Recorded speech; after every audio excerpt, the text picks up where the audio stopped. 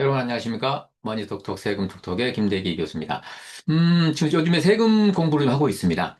지난 시간에 우리가 이제 이 세액 계산이 어떻게 되는 것인지라는 그 흐름도를 좀 살펴봤었죠. 그래서 여러 가지 이 소득들에 대해서 어떻게 계산이 되는지를 좀 알아보셨습니다. 오늘은, 어, 이제 그 세액 계산 흐름 중에 좀 계산을 하다 보면 이제 과세 표준이라는 거는 다 모든 세금에서 다 나왔었죠. 네, 그래서 과세 표준이 뭐 세금을 부과하기 위한 뭐 기준이 되는 금액인데요.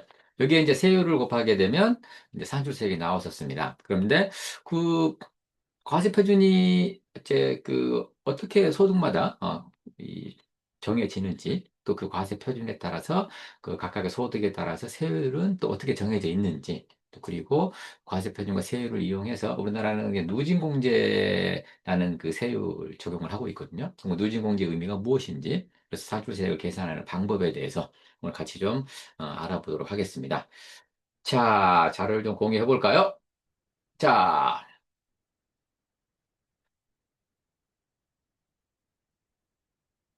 네. 자, 사료가 지금, 네, 설탕한 세금 이야기 다섯 번째 시간입니다. 벌써. 네. 그래서 오늘은 제 과세표준에다가 세율을 곱하게 되면은요, 세율을 곱하게 되면은 이제 산출세액이라는 게 계산이 됩니다. 그런데 이 산출세액을 그러면 과세표준에다 세율을 곱하면 되는 것이냐? 그게 아닙니다. 그래서 산출세액을 계산하는 방법. 이거는 이제 모든 세금이 동일합니다. 과세표준과 세율을 곱할 때 누진세율로 적용이 되는 그 세율은 다 계산이 되거든요. 물론 이제 단일 세율은 그냥 그 금액에다가 세율만 곱해버리면 나오겠습니다만, 뭐, 이자소득세 15.4%, 원천징수 할 때요. 단일 세율이기 때문에 곱하면 됩니다만, 이제 누진 세율이 적용이 되는 이제 그런 세율들은, 계산하는 방식이 달라집니다. 그런 계산 방법에 대해서 오늘 좀 알아보도록 하겠습니다. 자, 우리가 지난 시간에 이걸 봤었죠? 종합소득은 이렇게 계산이 이러한 순서대로 계산이 된다더라. 그리고 이 종합소득 금액이 나오면 종합소득 공제라는 걸 각각의 소득에 따라서 해주고, 그 다음에 나온 금액이 과세 표준이다. 이 과세 표준 기억을 하고 있으시고요. 과세 표준에다가 세율을 곱해서 산출세액을 구하게 된다. 오늘은 이제 이것을 갖다가 볼 겁니다. 그리고 이제 세액감면이나 세액공제를 받아서 이제 결정세액이 나오게 됐다. 이런 식으로 이제 지난 시간에 우리가 같이 공부를 했었죠. 그렇다면은 이 과세표준, 이에 따라서, 그러니까 이제 이 과세표준 다 다를 거 아니겠습니까? 왜냐하면 이 소득별로 계산하는 방식이 다 다르기 때문에, 네. 그리고 또 종합소득공제라는 게, 네. 적용되는 게 다르기 때문에요. 과세표준은 다 다르게 나올 겁니다. 그리고 종합소득 이외에도 뭐 퇴직소득, 양도소득, 뭐 증여상속, 재산세, 종합부동산세가 이 계산하는 방식이 달랐죠. 그래서 이 과세표준이 이렇게 쭉 나온다는 거죠. 과세표준이 나왔을 때 뭐 퇴직소득도 계산 방식이 다르죠. 네. 종합부동산세도 이제 계산 방식이 다릅니다. 그렇지만요, 세율을 곱하는 것들은 같기 때문에 그런 것들에 대해서 이제 알아보려고 합니다. 자, 그래서 보시죠. 종합소득세율, 퇴직금을 계산할 때, 퇴직소득세를 계산할 때, 퇴직소득세율, 이건 같은 개념입니다. 같은 개념. 그리고 보통 이제 양도소득세에서는 이 종합소득세율, 이거를 일반세율, 기본세율이라고도 합니다. 이게 어떤 의미인지 한번 잘 보겠고요. 그리고 이거는 소득세이기 때문에 우리 그 국세와 지방세를 배울 때 소득세가 있다면 소득세의 10%는 지방소득세로 별도로 부과한다. 라고 해서 그걸 배웠었죠. 그래서 음, 이 세율은 소득세율만 얘기하는 겁니다. 그래서 소득세율을 곱해서 계산한 다음에 여기에 10%는 지방소득세를 별도로 네, 계산을 해서 더해야만 합니다. 그래야 총 납부할 세금이 나오게 됩니다. 자, 종합소득 소득세율은 과세 표준이 네, 어떻게 되는지 세율 어떻게 되는지 볼까요? 과세 표준이 1,400 이하부터 시작을 하죠. 1,400만 원 이하는 6%가 적용이 되고요. 그다음에 1,400만 원부터 5천만 원까지는 15%. 이건 다 익숙하실 겁니다. 이런 세율들은 또 이제 근로소득 연말정산을 할 때라든가, 그다음에 우리 종합소득세 신고할 때요. 개인 사업자들은 종합소득세 신고를 할 때 이 세율을 적용을 하기 때문에 1,400만 원 이하, 5천만 원 이하다, 8,800만 원 이하다, 그리고 10억 원을 넘어가면 45%가 적용이 된다. 이건 다 알고 계시는 내용입니다. 근데 옆에 이 누진공제라는 게 있습니다. 공제를 해준다는 거니까 뭐 빼준다는 의미 같은데요. 이 누진공제 금액이 나오게 됩니다. 각 구간별로 6% 구간에는 누진공제가 없습니다만 15% 구간, 24% 구간 쭉 이 126만 원, 576만 원, 10억 원 초과는 6,594만 원이라 누진공제라는 게 있죠. 이게 어떤 의미인지는 이따가 산출세액을 계산할 때 우리가 볼 겁니다. 자, 그럼 일단은 종합소득세율과 퇴직소득세율, 양도소득세율에서 중과세가 아닌 일반세율, 기본세율이라는 게 이렇게 되는구나 라는 걸 좀 이해하고 있으시면 될 것 같고요. 그다음에 올해부터 지금 배당소득 분리과세 세율이 다 새로 생겼죠. 네. 이제 배당소득, 배당 요건에 맞으면 배당소득에 대해서 분리과세를 해주는데요. 네, 상향되는 일정 요건을 만족하는 그 기업에 대해서요. 그래서 이런 거는 특례 배당이라고 하는데 이 특례 배당 소득이 얼마냐에 따라서 이거 이제 과세 표준이 되겠죠. 일반적으로는 그 과세 표준이 1억 2천만 원 이하 3억 원 이하, 50억 원 이하, 50억 원 초 나눠주면서 세율이 이렇게 바뀝니다. 그리고 이렇게 계산이 되면서 누진공제도 마찬가지로 이렇게 계산이 이렇게 어, 누진공제 적용시켜 주겠다라는 것이고요. 자, 이렇게 계산을 할 수 있습니다만 우리 이제 뭡니까 미디어라든가 이런 이제 인터넷을 보시게 되면 아마 이렇게 나오는 것을 보실 수 있었을 겁니다. 특례부담소득이 2천만 원 이하는 14%를 적용하겠습니다. 그리고 2천만 원 초과해서 3억 원 이하는 이 안에 포함이 되어 있다면 280만 원 플러스 2천만 원은 14% 계산했으니까요. 이게 2천만 원을 14% 곱하면 280만 원 아닙니까? 그래서 280만 원과 2천만 원 초과하는 금액, 2천만 원 계산했으니까 280만 원 나왔으니까 2천만 원 초과하는 금액의 20%, 20%를 더하면 바로 계산이 된다라고 하는 것입니다. 3억 원은요? 여기 지금 280만 원과 여기 지금 또 2천만 원에 3억 원 사이 있죠. 요 계산 20%를 해서 더하면 5,880만 원이 됩니다. 5,880만 원과 3억 원을 초과하는 금액은 25%를 적용을 한다. 라는 것입니다. 50억을 초과는 12억 3,380만 원 더하기 50억을 초과하는 금액의 30%를. 그러니까 이렇게 계산해도 되고, 요거는 이제 단순 계산하면은 만약에 1억이다 그러면 1억 곱하기 20% 2천만 원에서 120만 원을 빼준다는 의미거든요. 이렇게 계산해도 되고, 1억 원일 때 280만 원 플러스 2천만 원을 초과하는 금액이 8천만 원이죠. 8천만 원에 20%를 곱하면 1억 곱하기 20 빼기 120만 원을 계산한 값과 똑같아진다.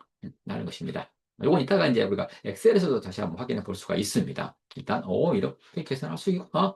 그러니까 여러 가지 방식으로 계산할 수 있구나. 라고 생각하시면 될 것 같고요. 그 다음에, 개인 사업자들은 종합소득세율, 또 근로소득자들도 종합소득세율에 적용을 받습니다만, 이제 사업을 하실 때 법인으로 설립을 하신 분들은 법인세율이 별도로 있습니다. 종합소득세율하고 다르게요. 그래서 법인세율은 2018년도에 바뀌어서 2022년도까지는 이제 이 2억 원, 200억, 3천억, 3천억 초과 이 구간이 설정이 되고 세율이 10%, 20%, 22, 25%였습니다. 여기다 누진공제가 이제 이렇게 적용이 됐었는데 이게 2023년도부터 이렇게 바뀌었습니다. 네. 어떻게?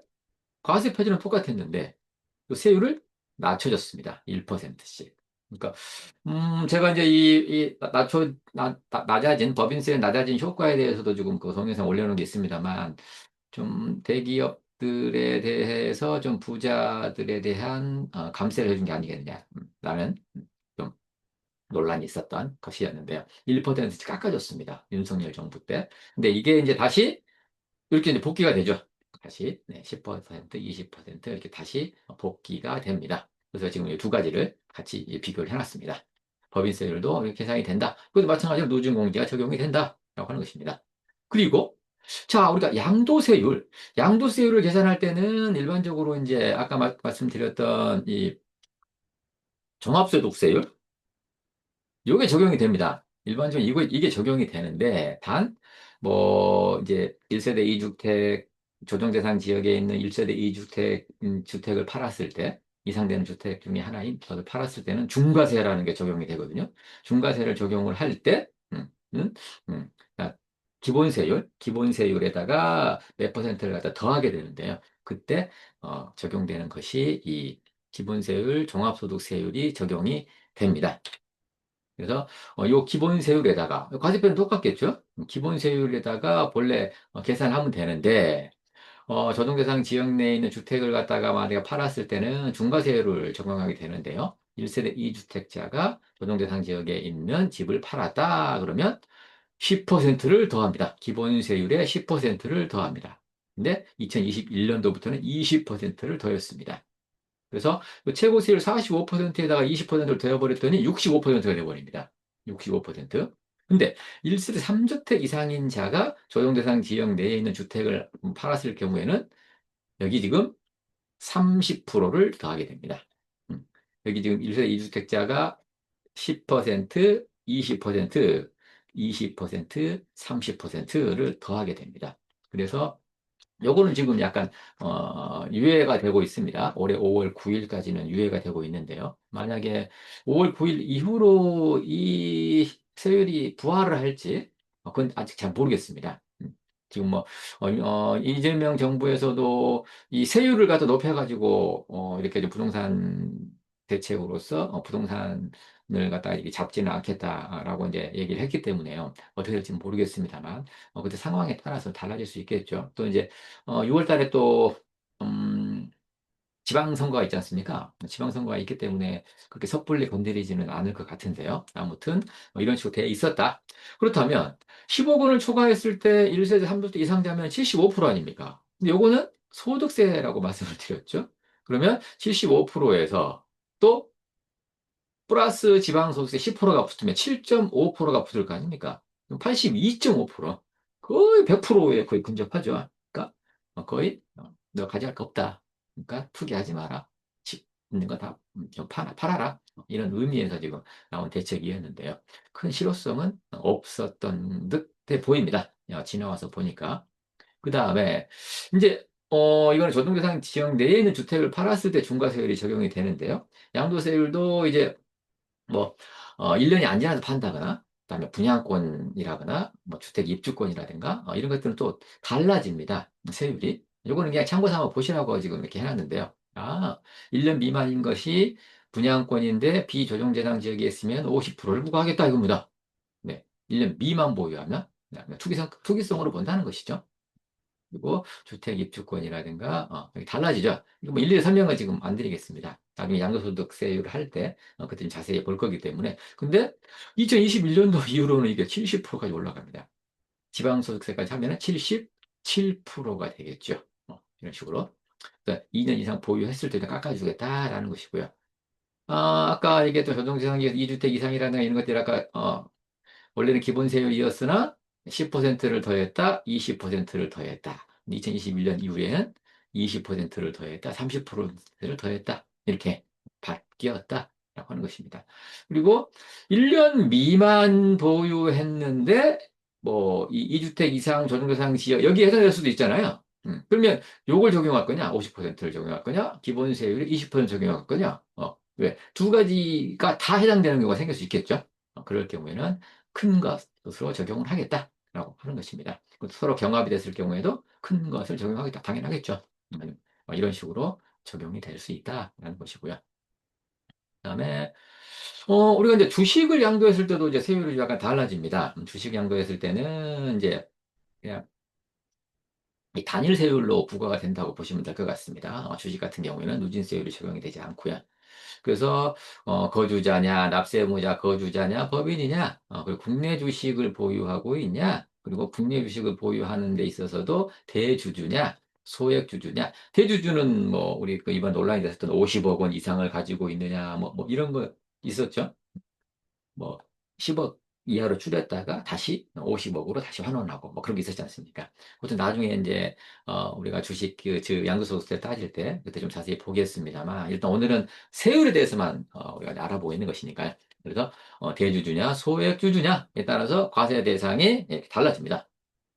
그리고 중소기업 주식이 3억 원 이하를 처분할 거냐, 3억 원을 넘겨서 처분할 거냐, 팔 거냐라는 거에 따라서 이렇게 세율이 달라지게 됩니다.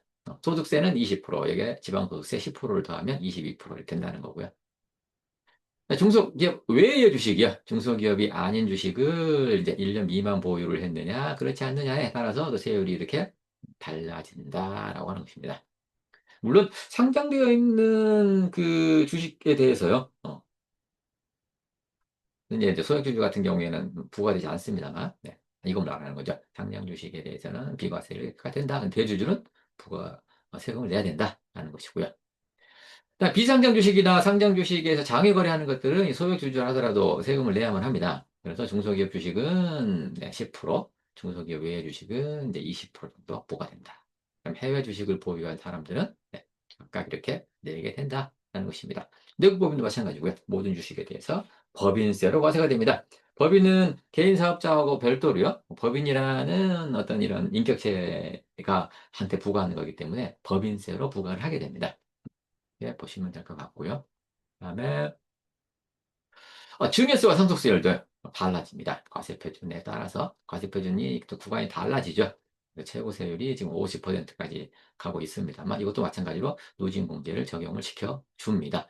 그렇다면은 자, 이렇게 과세표준이 나왔을 때 이거 세금을 계산해 보겠습니다. 자, 이게 지금 종합소득세율이었죠. 종합소득세율이 최고가 45%였는데, 자, 세금을 계산하는 방식은 아까 우리가 배당소득 분리과세에서 이렇게 봤습니다만 두 가지가 있습니다.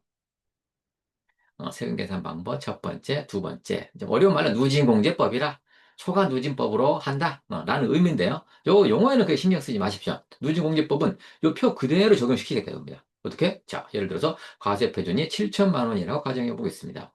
즉, 과세표준 7천만 원이면 8,800만 원 이하죠?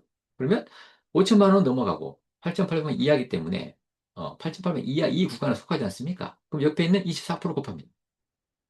그러면 1,680만 원이 나오거든요. 이걸 내야 되느냐? 아닙니다. 24% 옆에 있는 576만 원을 빼줍니다. 그래서 1,104만 원만 내는 거거든요. 이게 무슨 말이냐? 우리나라는 누진세율 제도로서 과세표준이 급격하게 올라갈수록 세율도 급격하게 올라갑니다. 올라가는 걸 택하고 있으나 10억 원이다 그랬을 때 10억 원에 42%를 내 이게 아니라 10억 원 중에 1,400만 원은 6% 내라 이겁니다. 10억 원 중에 5천만 원, 1,400에서 5천 사이 3,600만 원은 15% 내라 이겁니다. 이게 무슨 말이냐? 자, 여기 보시면 7천만 원 중에 14%, 아니 1,400만 원, 1,400만 원은 여기 옆에 있는 6%를 내라. 구간별로 잘라서 세율을 적용해라. 이 의미입니다. 그래서 1,400만 원 6% 적용하면 84만 원이 나오고요. 그리고 5천만 원 이하인데 5천만 원 이하를 하더라도 1,400만 원 이미 냈잖아요. 6%를. 그러면 5천만 원에 1,400을 빼면 네, 3,600이 될 겁니다. 3,600만 원은 5천에서 1,400을 뺐으니까요. 3,600만 원은 옆에 있는 15%를 적용해라. 이겁니다. 근데 5천만 원이 됐죠? 그럼 7천만 원 중에 8천만 원 이하니까요. 5천만 원을 했기 때문에 2천만 원 남았죠? 2천만 원에 대해서는 24%를 적용을 한다 이겁니다. 그래서 480만 원을 내라. 자, 더 해볼까요? 이거 다 더하면 7천만 원. 84, 540, 480 더하면 1104만 원. 이게 나옵니다.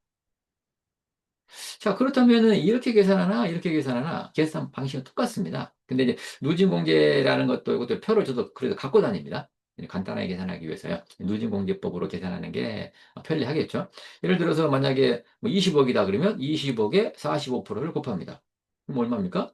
9억 원 나오죠. 9억 원에서 6,594만 원을 빼버리면 바로 계산이 된다는 거죠. 근데 누진공제법을 안 하고요. 요렇게 계산을 갖다가 초과 누진법을 하면은 1,400만 원 6%, 3,600원 15%, 또 여기 3,800원 24%, 또 7,000, 뭐 얼마는 또 35%. 요거 초과 누진법은 거의 한 8단계, 9단계를 거쳐야만 합니다. 네. 굉장히 좀 번거로울 수 있겠죠. 초과 누진법으로 계산하다 보면은 간단한 거야 뭐 이렇게 계산할 수 있겠습니다만, 그래서 누진공제법으로 계산하는 게 훨씬 더 쉽다라고 하는 것이고요. 종합소득세 이렇게 계산을 한다면, 상속세율도 마찬가지겠죠? 계산 방법 첫 번째와 두 번째, 과세표는 7억이다. 그럼 10억원 이하니까 30%겠죠. 2억 1천만 원 내야 되냐? 아니다. 옆에 있는, 네, 30% 옆에 있는 6천만 원을 빼준다. 1억 5천만 원을 내면 된다. 라는 것입니다. 그러면 왜? 자, 그럼 어떻게 되는 것이냐? 자, 일단 1억 원. 1억 원은 10%만 내자 이거죠. 7억 원 중에 1억 원은 10%만 내라. 그리고요. 4억 원, 5억 원과 1억 원 사이, 4억 원, 4억 원은 몇 프로? 20%를 내라. 이거 아닙니까? 그리고 5억 원이 됐으니 이제 2억 원만 남았죠. 2억 원은 30%를 내라. 합해보니 7억 원, 1억 5천, 1억 5천 똑같더라. 이겁니다. 자, 이거를 좀 이렇게, 그냥 이렇게 봤더니 확 눈에 들어오지 않죠? 그래서 제가 요 엑셀로 이렇게 만들어 봤습니다. 자, 영원이었을 때요, 종합소득세 과세표준이었을 때, 자, 과세표준 아까 7천만 원 계산을 해봤었죠? 7천만 원을 계산을 하면 24% 적용이 돼서 1140만 원이 나오지 않습니까? 아까 1140만 원 아까 여기서 봤었던 거야. 여기서 우리가 요거요. 1104만 원 나오지 않습니까? 요거 얘기하는 겁니다. 자, 이 1104만 원이 나온다는 거죠. 여기에 이제 지방소득세는 별도로 1110만 원 정도를 해서 1214만 4천 원을 내야만 하는데 이것이 어떻게 계산이 되는 것이냐? 이건 이제 누진공제법을 적용을 한 거고요. 이 7천만 원이 1,400만 원까지는 6% 적용해라. 그렇게 된다는 겁니다. 그리고 5천과 1,400 사이 3,600 적용해라. 3,600만 원은 15% 적용해라. 540만 원이 나오는 거고요. 그리고 나머지 2천만 원은 네, 480만 원이 나온다라는 것이죠. 그래서 여기 7천만 원, 다 더하면 7천. 이거 다 더하면 네, 이렇게 나온다는 겁니다. 1억 원 해볼까요? 1억 원? 1억 5천만 원 이하. 8,800만 원, 요것과 1억 5천만 원 사이인 1억 원 해볼게요. 과세표준이 1억 원이었을 때 과세표준이 1억 원이면은 1억 5천만 원 이하이기 때문에 35% 구간이기 때문에 1억 원은 35%, 3,500만 원을 내는 것이냐? 그게 아니라는 겁니다. 왜? 1,900만 원밖에 안 내지 않습니까? 왜? 1,400까지는 6%, 3,600 이 사이는 15%, 그다음에 8,800과 5,000 이 사이는 3,800만 원, 3,800만 원은 24%, 그다음에 1억 5천과 8,800만 원 사이. 이게 지금 이제, 여기까지는 지금 이제, 지금 8,800이 됐죠. 그래서 1억 원이면, 여기 1억이기 때문에 1,200만 원만 더하면 되니까요. 1,200만 원에 대한 35%. 그래서, 이렇게 계산을 해봤더니 1,956만 원이 나오더라라는 것입니다. 이렇게. 네. 자, 그래서 이렇게 되는 것이고요. 자, 그렇다면, 잠깐만요. 음, 자, 그렇다면, 여기 한 10억 원만 해볼까요? 15억. 네, 15억 원을 계산을 하게 되면은 아까 말씀드린 그대로 14%, 1,400만 원, 3,600만 원, 3,800이 쭉 되겠죠. 그래서 약 6억 원 정도를 내면 된다. 15억 원을 45%를 하면 한 7, 8억을 내는 거냐? 아니다. 라고 하는 것입니다. 이렇게 계산을 할 수 있을 것 같습니다. 자, 그래서 지금 오늘은 우리가 지금 아, 과세표준이 결정이 됐을 때 과세표준에 대해서 각각 소득별로 세율이 어떻게 적용이 되는 것인지, 그래서 산출세액이 어떻게 계산이 되는 것인지, 우리가 이제 초과누진법과 그다음에 이제 누진공제법이요. 이런 식으로 계산하는 방식이 여러 가지가 있더라.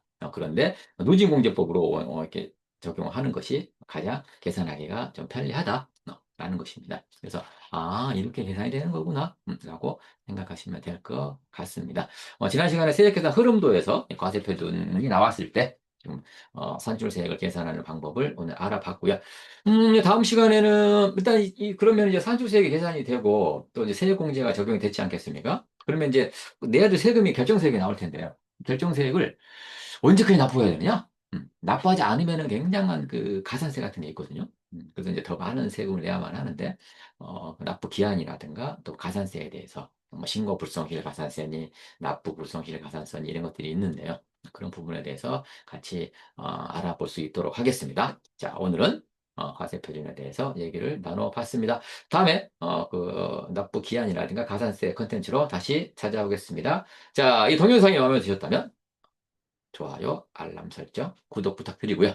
다음 시간에 뵙겠습니다. 네.